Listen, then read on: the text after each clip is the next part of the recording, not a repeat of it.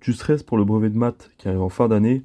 Bouge pas, aujourd'hui on corrige les automatismes du sujet 0 afin d'augmenter tes chances d'avoir une meilleure note en fin d'année. Tout d'abord, quand on a deux triangles et deux droites parallèles comme ça, le premier réflexe, c'est d'utiliser le théorème de Thalès.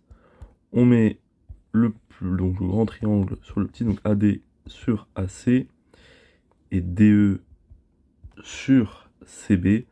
Faut faire attention à mettre les coefficients dans le bon ordre. Si on décide de mettre le grand triangle au numérateur, on met le petit au dénominateur et on n'inverse pas en cours de route. On obtient donc que AD est égal à AC fois DE sur CB. On remplace les mesures, on sait que AC ça fait 4 cm, DE 7 cm et là 2 cm. Alors attention, pas le droit à la calculatrice pendant cette partie de l'épreuve, donc il faut faire ce calcul-là de tête.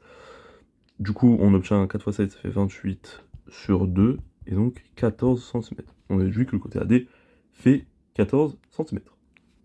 Ensuite, question 8. Dans un collège, 25% des 300 élèves participent à une Olympiade. Combien il y en a qui ne participent pas? Pour calculer, on calcule tout simplement le quart, donc fois 0,25 de 300. Donc c'est 300, c'est comme si on veut calculer le quart de 300. Le quart de 300, ça fait 75.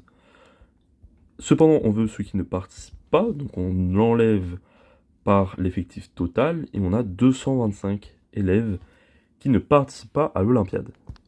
Et enfin, dernière question des automatismes, par quelle valeur doit-on compléter les lignes 3 et 5 pour obtenir un carré?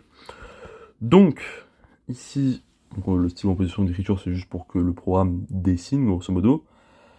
Là, on veut répéter donc, un certain nombre de fois pour avancer de 50 pas, et ensuite on doit déterminer l'angle. Bon là, il faut dire grosso modo qu'on essaie de tracer les côtés. Des côtés, il y en a combien? Il y en a 4, donc on doit répéter 4 fois. Et l'angle d'un carré, c'est 90 degrés, donc on doit tourner de 90 degrés. Donc grosso modo, ton programme, il va faire quoi? Il va d'abord avancer de 50. Après, donc en allant à gauche, il va tourner, il va faire la même mesure en tournant 90 degrés.